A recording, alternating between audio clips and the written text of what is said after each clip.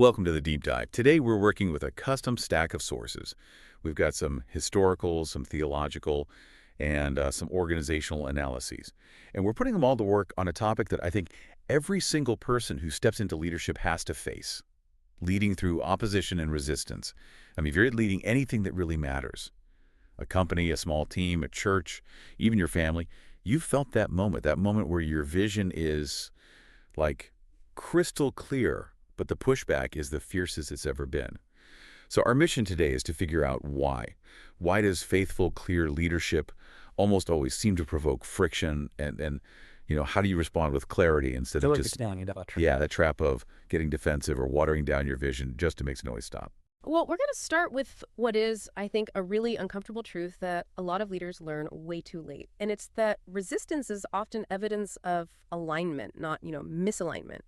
The sources make this deeply counterintuitive case that the moment your leadership starts to have a real impact, that's when opposition shows up. Not because you did something wrong, but because, and this is a quote, you are finally right in ways that disrupt comfort, expose inertia, or challenge hidden loyalties. And today, in this kind of accelerated environment where polarization is so high and trust is so low, this is a really high stakes problem. When you face that resistance, it is just so easy to misread it as a personal failure. You start thinking, oh, I must have communicated badly, or maybe I'm just not charismatic enough.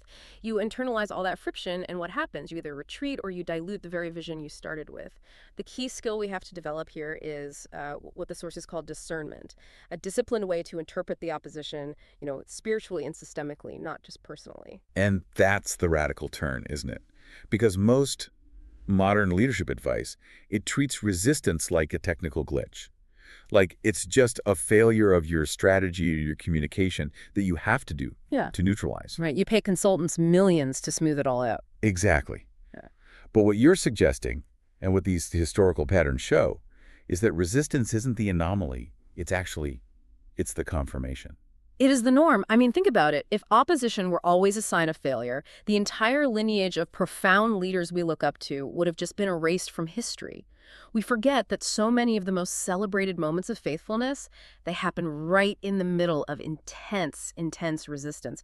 Just think about the classic examples. Moses, he didn't get an immediate, sit-down meeting with Pharaoh. He was met with a hardened heart and 10 escalating confrontations. Or the prophet Jeremiah, he wasn't celebrated as some kind of national hero. He was thrown into a cistern because the truth he was speaking completely unsettled the powers that be. Or what about the apostles in the book of Acts? They weren't resisted because their message was confusing.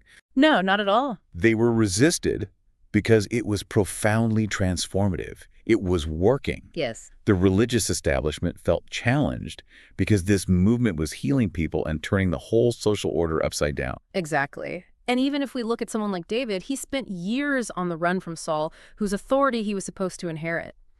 The resistance they all faced just confirmed they were standing right in their calling, often because they were challenging these old structures that needed to fall.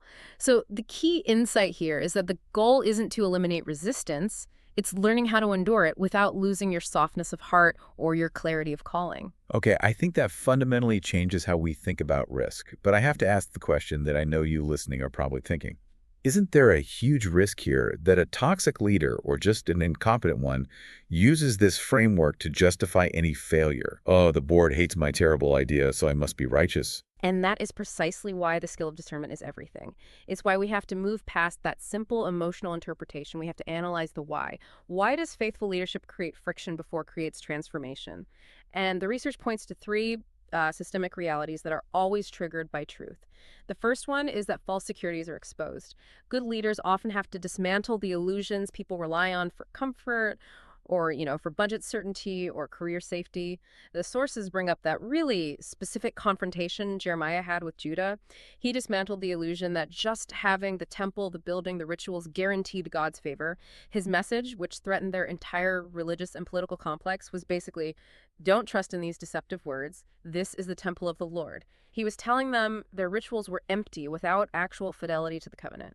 So if your team is relying on some comfortable but totally ineffective legacy process to justify their jobs, the leader who exposes that illusion, they feel dangerous. They feel destabilizing, not helpful. I can see the modern parallel instantly. You're leading a company that's relied on one market position for 30 years. And you come in and say, that position is now obsolete. We have to pivot. completely. That pivot threatens people's identity, their skills, their security. The resistance you get isn't personal, it's systemic. It is entirely systemic, which leads right to the second threat. Hmm. Misplaced power is threatened. See, obedience to a higher calling or a clear mission, it implicitly challenges the human authorities that claim ultimate allegiance. So when you align yourself purely with your company's core values and you use those values to critique how the budget is actually being spent, you are, by definition, challenging the institutional authority that's built on the status quo. This is exactly what we see with the apostles, right? Getting arrested by the Sanhedrin over and over in Acts. Their allegiance was just to the truth. And that allegiance instantly undermined the authority of the religious leaders who were demanding conformity. Any system that's built on control will naturally resist a leader who embodies surrender to something higher than the system itself. That makes perfect sense. So the third reason then, this idea of moral complacency and inertia, that must be the hardest one to overcome. It is, because it's so deeply human. The third reality is that moral complacency and inertia are challenged. Faithful leadership doesn't just ask people to believe differently, it asks them to live differently. So resistance often comes up not from some intellectual disagreement. I mean, people often get the new strategy. They understand it. The friction comes because obedience demands a costly transformation that they're just not ready to embrace. Change requires energy. It requires risk, leaving comfort behind. And the human system, well, it prefers stagnation, even if that means slow decay, because it's just less effort than a rapid change. You'll get resistance from the person who agrees with your vision, but whose compliance means they have to, work harder or learn a new skill or give up an old habit. So if this resistance is inevitable, and a lot of it is systemic, that brings us to what might be the greatest danger of all. The battle isn't really the external opposition, is it? It's how you process it internally. When you're under constant fire, when your reputation is being questioned, it's so easy to let that internal distortion take hold. You either retreat into paralysis and question your whole identity, or you swing the other way into arrogance, dismissing all critique as just confirmation of your own righteousness. So how do we draw that line between hardening and perseverance? That internal erosion, that is spiritual formation ground zero. That's the whole game. Perseverance means you stay open, teachable, fully human, even while you stand absolutely firm in your conviction.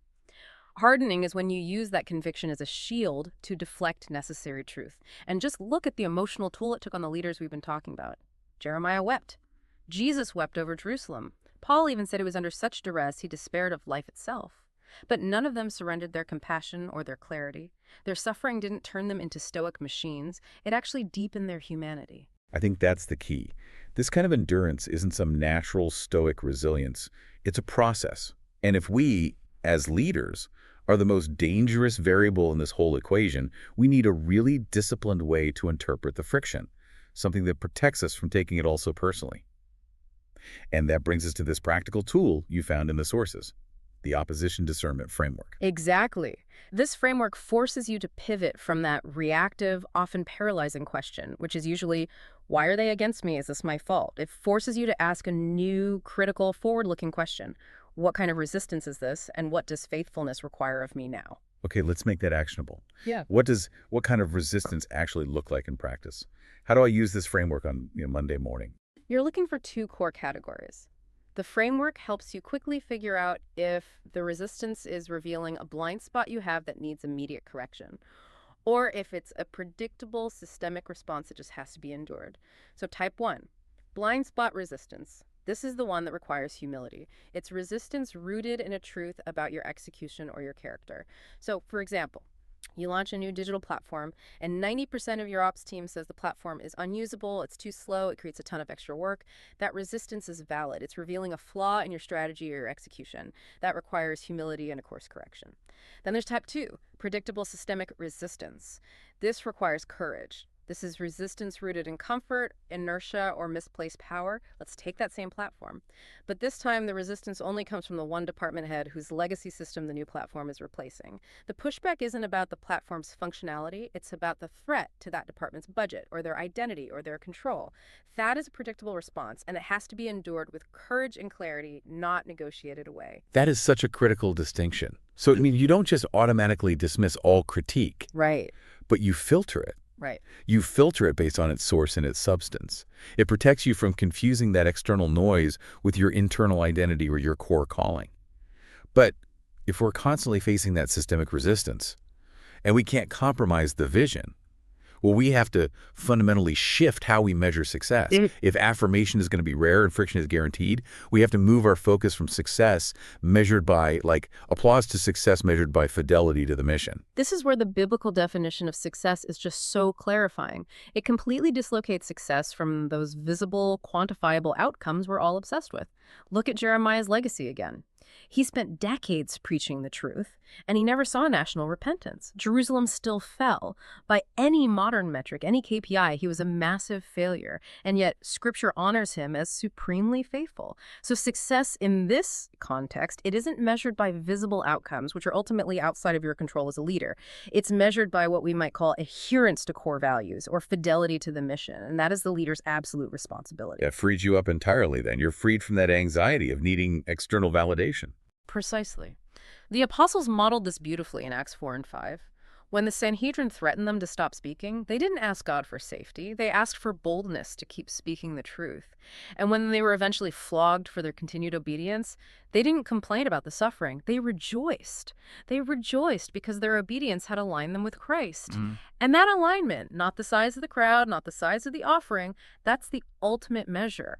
And that truth, it frees leaders up to know that, faithfulness may plant seeds that you will never see grow, but the act of obedience itself is never, ever wasted, regardless of the immediate outcome. We've covered a lot of ground today. For you listening, here's the distilled takeaway. Resistance isn't just inevitable, it is often a powerful sign that your leadership is finally right in ways that are significant, foundational, and are challenging the status quo. You have to deploy that discernment framework to know when to pivot with humility versus when to stand firm with courage. And your true measure is faithfulness to your calling, not the affirmation you get along the way. So if you have ever wondered whether the sheer intensity of the resistance you're facing is a sign of misalignment or simply a test of your endurance, just remember this. Learning to lead through opposition is not some advanced skill for rare, heroic moments. It is a core daily discipline for every single leader who intends to finish well. The greatest lesson from these sources is that the cost of obedience is also its confirmation. It's the proof that you are finally doing meaningful work. Now, that is something worth pondering and putting into practice this week.